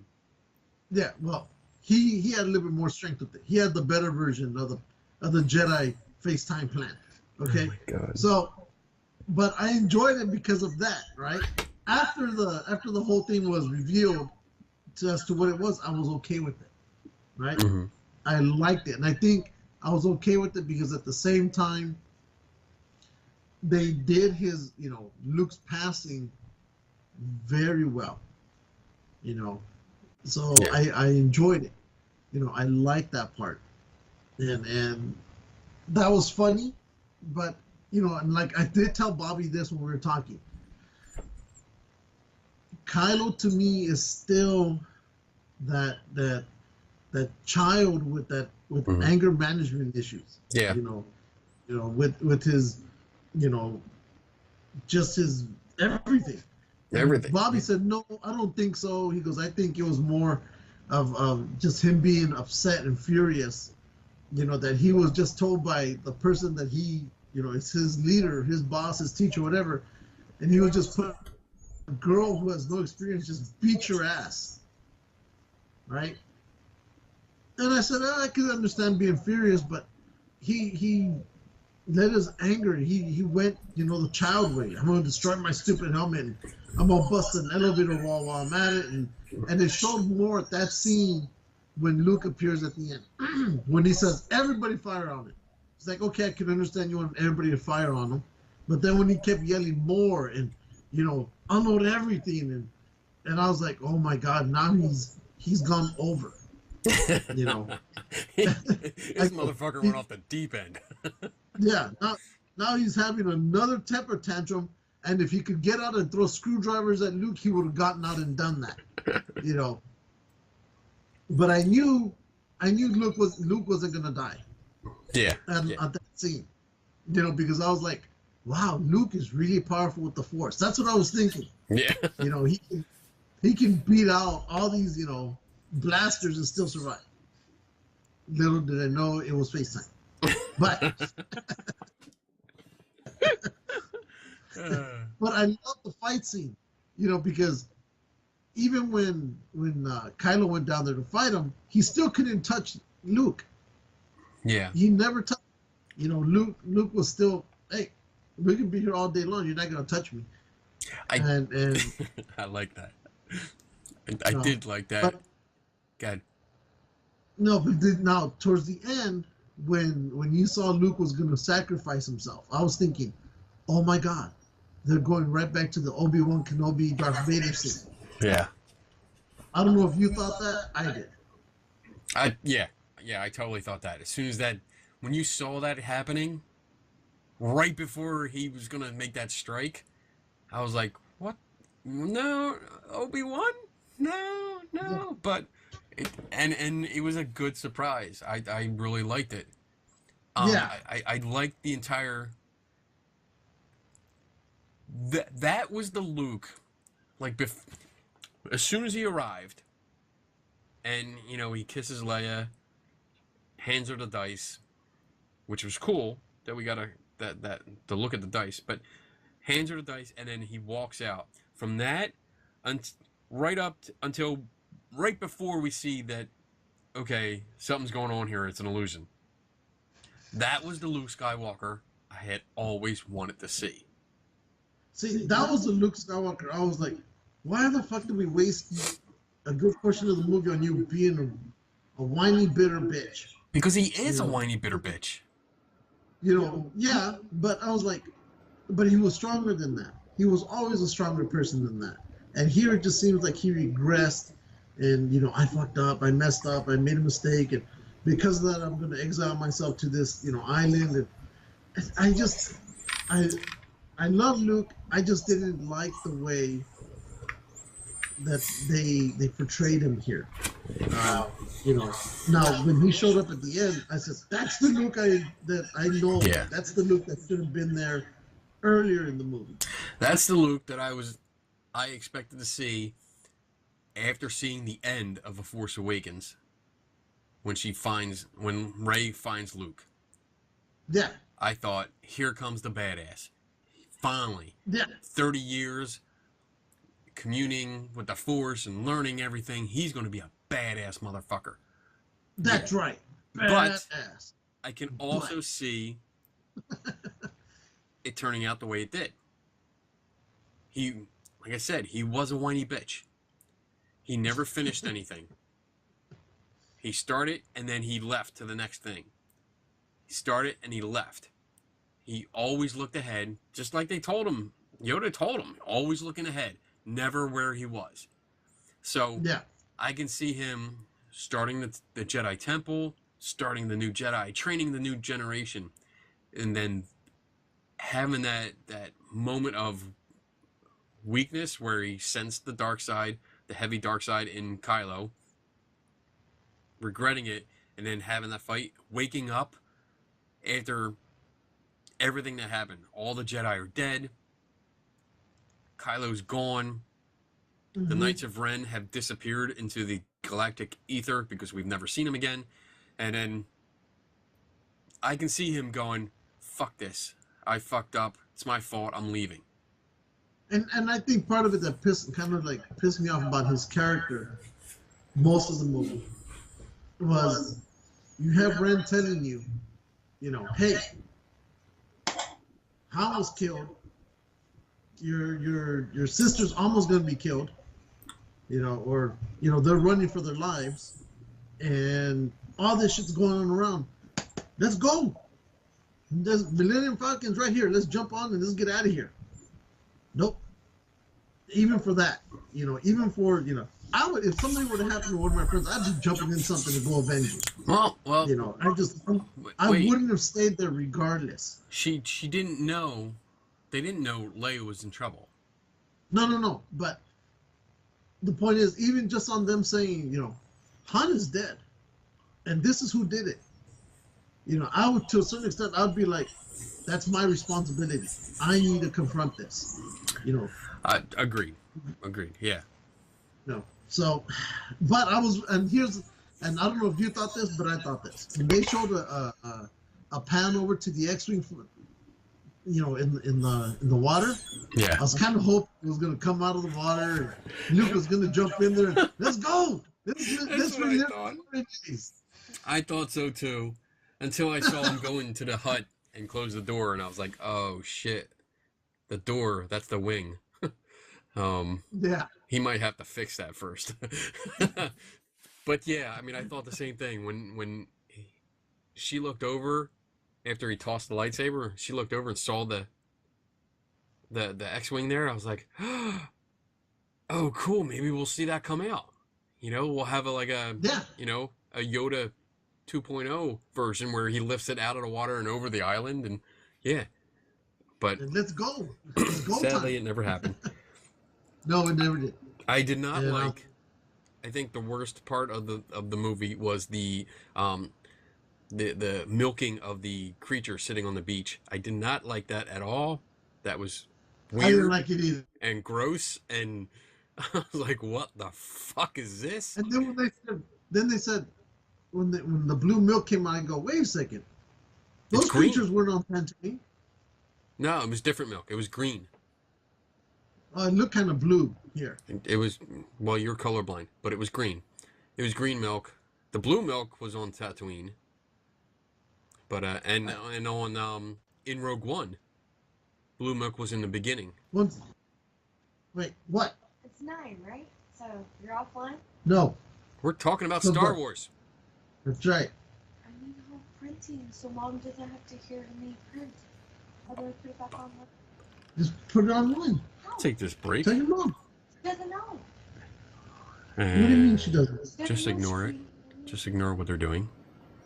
Because this is a break during the show. Yeah, I'm done. Hey. So I mean, you there's. shut down before I got home. So anyway, yeah, I didn't like that scene. I thought it was kind of gross. There was really no need for it. It didn't push the movie forward. It didn't do anything to the storyline. Yeah, yeah. They could have just got. They could have just had it. They could have handled that different. If they wanted to put the milk in, they should have just had it in this hut, and just leave the mystery there. But have it as like a little Easter egg. But that's about it. So Yeah. But I did. What else? I think I had an issue with the First Order being so massive. yeah, it seemed like there was a lot of Napoleon dick jokes going on here. I mean, they had, not only did they have like the Star Destroyers and the Super Star Destroyers, but they had the what was it called? The big black ship. The Dreadnought. The Dreadnought. Yeah. The Dreadnought. And they had two of them. Big ass ships. Yeah, but it was, all I thought about was, everybody has penis envy in here. That's all I was seeing. Because first you had the Star Destroyers. They're like, we got these big spaceships. We're going to fight you down, rebels. And they're like, that's nothing. We've seen those Star Destroyers. Like, okay, fucker, let's bring something bigger. Here comes the Dreadnought. It's like, oh my God. It's like, when you would think penis envy and size wouldn't have ended there, who shows up? Snook in this humongous ass ship that's bigger than the planet. And I'm thinking, if they destroy that, there's probably something even bigger. Yeah. It just everything kept getting bigger and bigger and bigger. You know what? That's like overall, when you think about it, I thought that was overkill. I think when you look at all the movies, all right, take them all, and you had the original Death Star, and they blew that up. How many people were on that? How many of the Empire were on that? Well, I remember reading, and you can look it up on the internet. But a Star Destroyer has I think a crew of like 50 to 75,000 people on there, and the Death Star had fucking a civilization of 9 million people, who knows what. At some point, you need to tell yourself, we need to stop building something bigger because it just doesn't work. All right, so here we go. Death Star on Wikipedia says the first Death Star is depicted in various sources of having a crew of 265,675, as well as 52,276 gunners, 607,360 troops, 30,984 stormtroopers, 42,782 ship support staff, and 180,000 pilots and support crew. So, okay, 6, 7, 8, in the middle. 9, 10, 11. So yeah, you're wow. That's a lot. Yeah, we're talking like 1.2 million people. Yes. That's on We'll the just round first it off, one. dude. Yeah, That's on the the first first one. So on the second one, which was bigger, we can pretty much say it was probably double. I'm gonna go with double. Yeah. So 2.4 million. And then we had in The planet. Force Awakens, we had an entire planet. So Plus all the Star Destroyers that were destroyed. now here's what I was thinking about earlier in the week, because I was thinking about how many, the crew size of all these ships. What I wanted to know is, where are they getting all these recruits to fill these things up? That's my point. You Where are know, all these people? If we wiped out all those people, say, if we wiped out over like 3.5 million just in Death Stars, just the first two, yeah, not counting the Star Destroyers and stuff, like they should have been in shambles. There should have been hardly anything left. anything. So where the hell are all these the enough crew to operate the planet? And then we blew the whole planet up because that's what we do. We blew Yeah, the whole fucking planet up. Gone. and they're still out there. And now they're bringing, instead of Death Stars, they have these big ass fucking ships. They have the ship from Independence Day apparently. Yes, with a crew that's gotta be huge. I don't even know. Oh my god, it's No, just and we're a just, lot. we're just gonna say that thing alone probably had, 3 million people. Because bigger is always better. Yeah. Who knows how many the Dreadnought had carried? So whatever, if you want to look at the Dreadnought, check that out. And I'm assuming whatever is on there times it by 3, because that was a huge ship by itself. And maybe that's what you get for the Emperor's starship. Let me see if I can look this up. Looking. Heavy cruiser. And I'm looking for numbers. Oh, cost. Wait, what? Dreadnought class heavy cruiser. That's not the Dreadnought. That wasn't what I saw. They have it up here, but it's a different thing than. This looks like a rebel ship, not a bad guy ship. Oh. Star Wars First Order Dreadnought. Let's see. Maybe that's different. That's bigger. There it is. Shielding, armament, crew. 53,000 officers, 140,000 enlisted, 22,000 stormtroopers. So that's like a little over 200,000. And we destroyed one. Plus, when they destroyed the one, it took out a whole bunch of Star Destroyers with it. Yeah, exactly. So boom. It needs more diet. Yeah. We can round it up to about 500,000. Yeah, but the thing is, where are they that they're getting all these people to fill in all these ships? That's a lot. After all these horrible, catastrophic night disasters. All right, we're getting down to the wire, so let's kind of wrap it up. Okay. All right. Here's the other. Here's the one thing I hated. The one thing. Well, okay. Well, this is where for me this is where you could see everything Disney was in that scene, and that was the casino scene. Everything there was just screaming Disney. I was expecting chipmunks and fucking, everything jumping out at that scene. And the part that did it for me was Disney's known for taking a camera and right down the middle of a crowded group, and everybody either walking up to it or it's splitting like Moses splitting, the Red Sea. And that was so Disney on that scene there.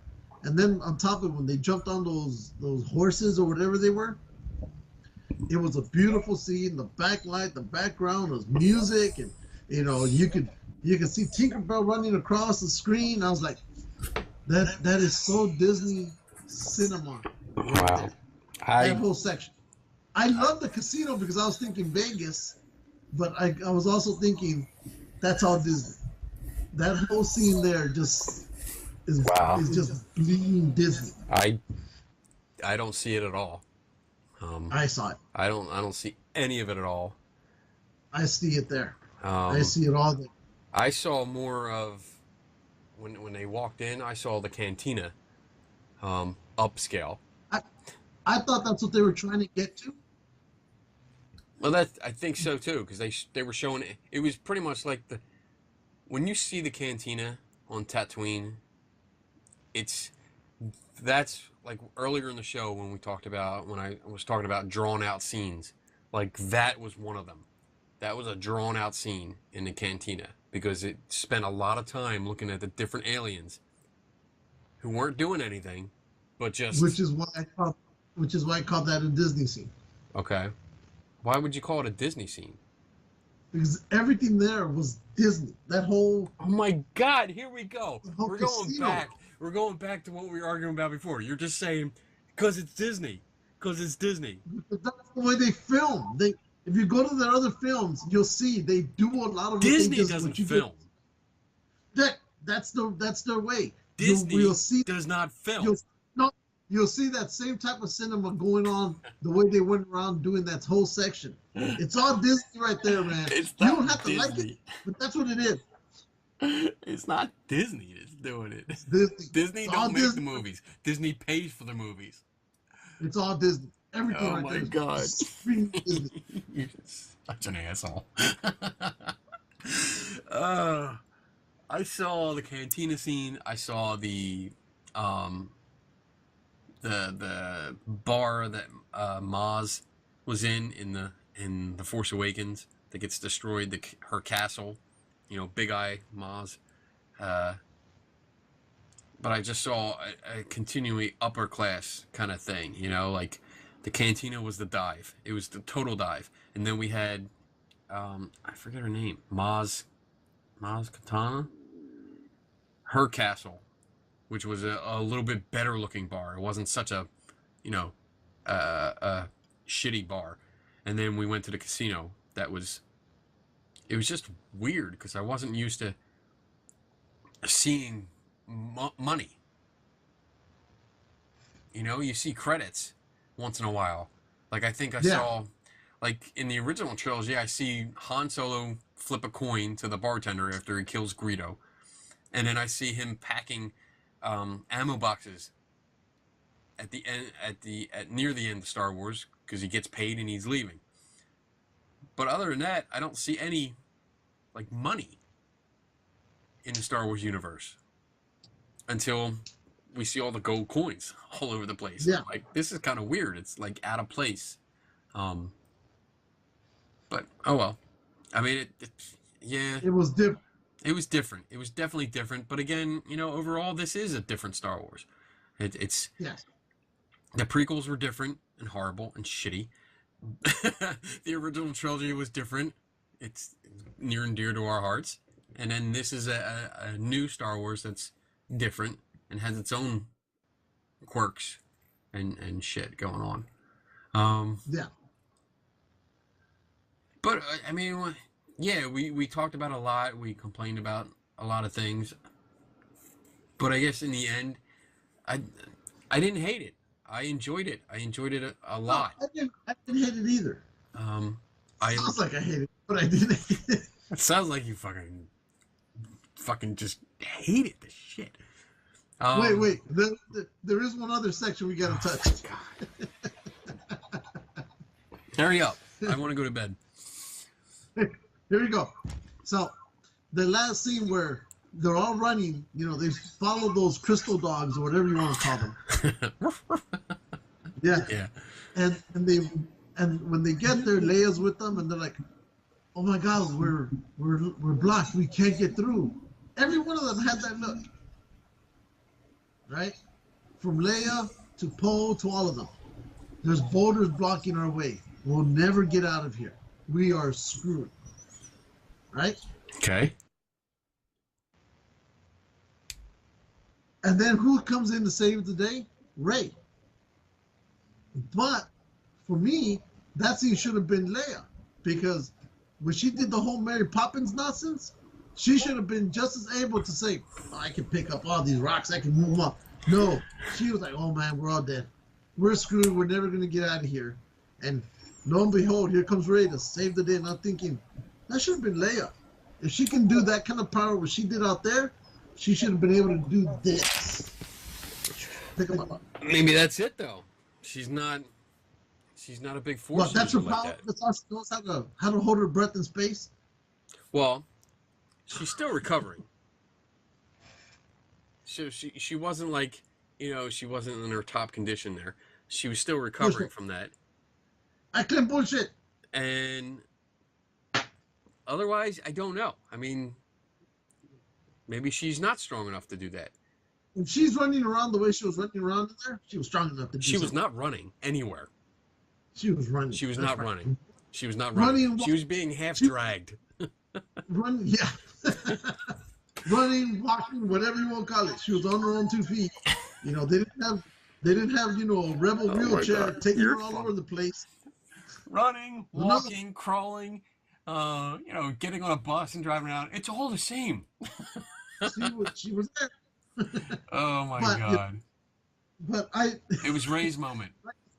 like I said at the beginning, it's gonna sound like I hate the movie, but I don't. Maybe I like. Ray just jumped the gun. Maybe Leia was going to do it. You being speculative, and that's Ray- not gonna happen. Oh, okay. I'm being speculative. Where you are. I am, but you're not one to call me out on that. I can call it because if I did it, I can call it. So, Oh, man. you know, I thought there was more behind that. There could have been more, but whatever. Like I said, it would sound like I hate the movie. I don't. I enjoyed it. You know, I really liked it. But I'm just wondering how they're gonna tie everything in for the next part. We'll see. We'll see. I definitely did like it, and it is on the top of my list. Because just looking overall, and like I said, I mean, my big points were I liked the lightsaber fights. I liked, most of all, I think I just liked the evolution of the Force powers.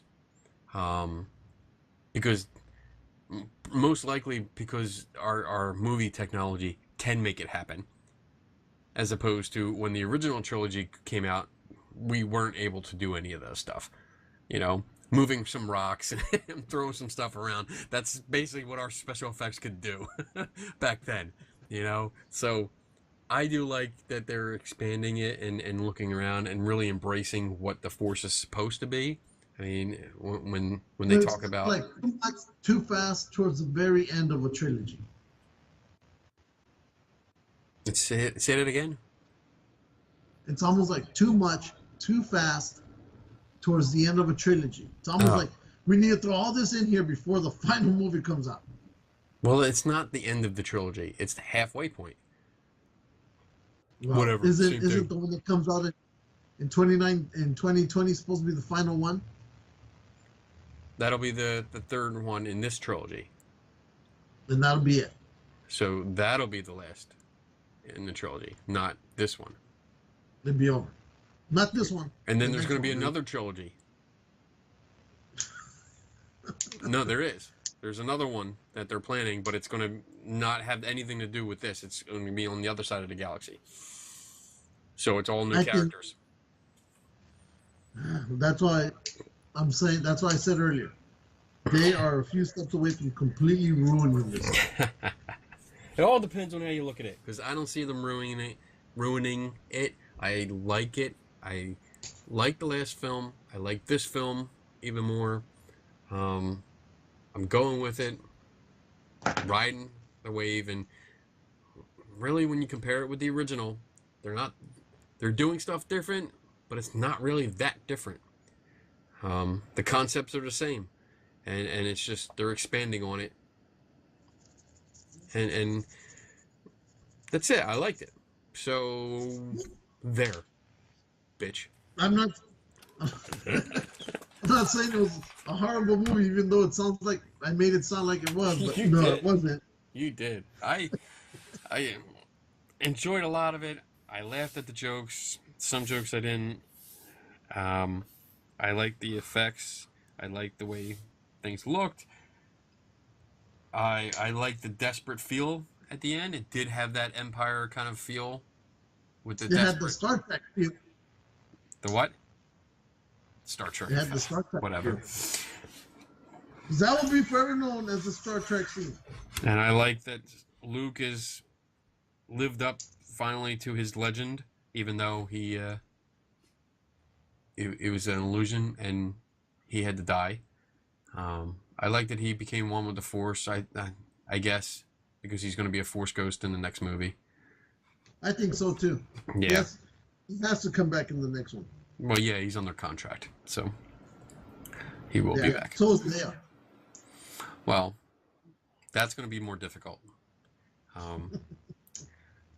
Yeah, and I don't know how they're going to do that because they Yeah, I was thinking about how are they going to do that because they didn't kill her off here. Yeah, and they have nothing. Like they said they were not going to CGI her. They were not going to use past footage. So I mean, I don't know where they go from here. Yeah, exactly.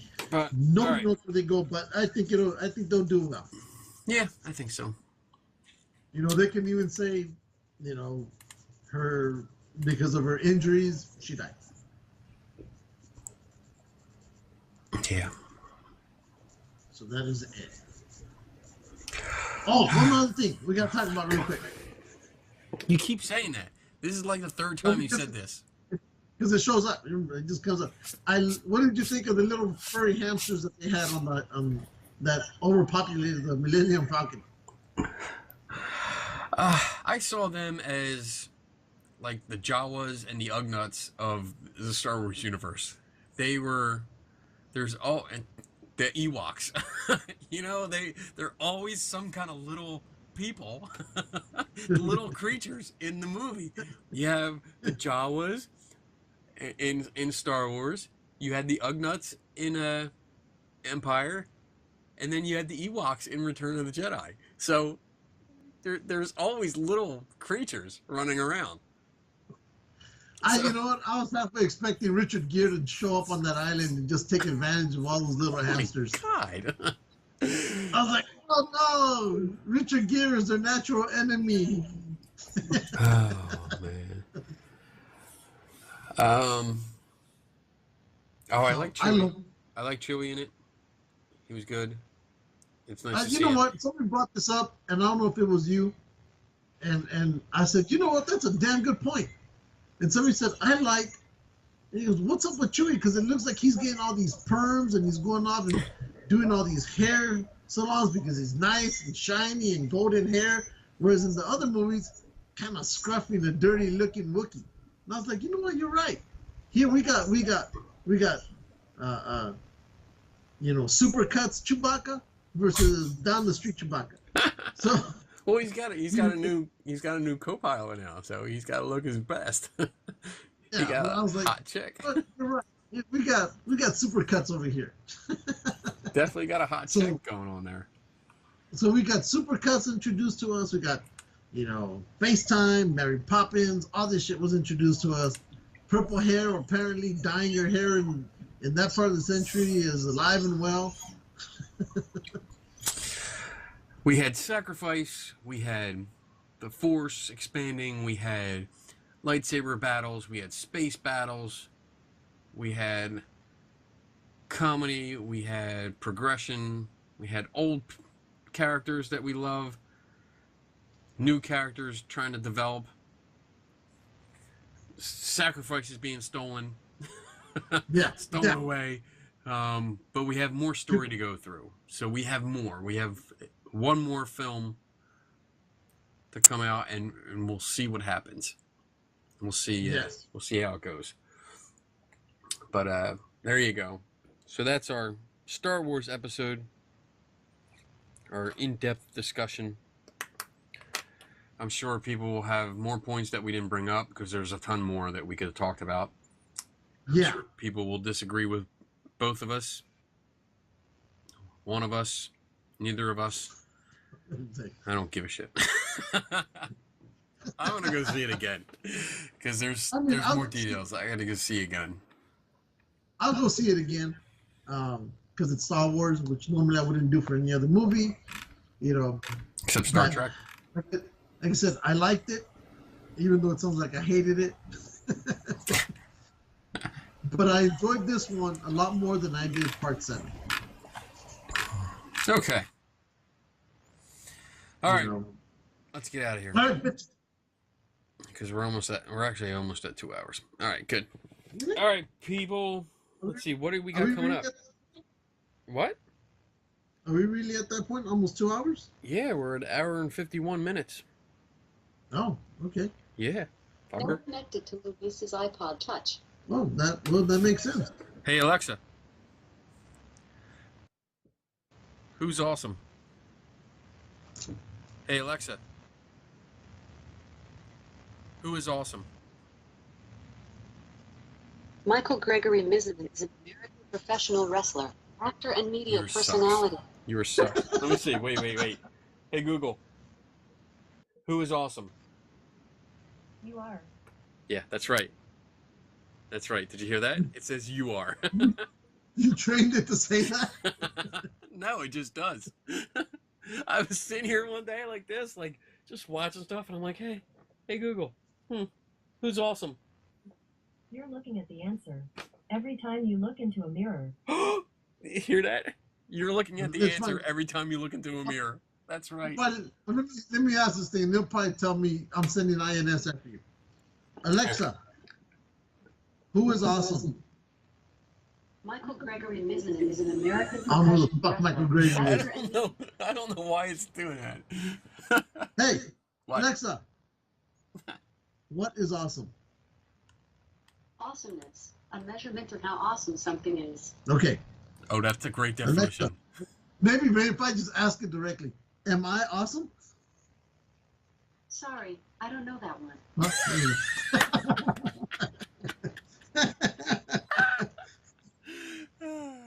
All right. I'm not going to go over Alexa. schedule because I don't have anything. Do you work for the CIA? No, I work for Amazon. Oh. Well, she's a little snarky. I like that. Little bitch. All right. Alexa, are you a bitch? I'm going out. Well, thanks for the feedback. All right. Come on. Let's end this. Get out of here. All right, boys and girls, never stop learning. Take no one's word for it. And we are out in 3, 3, 2, 2, 1. I got confused.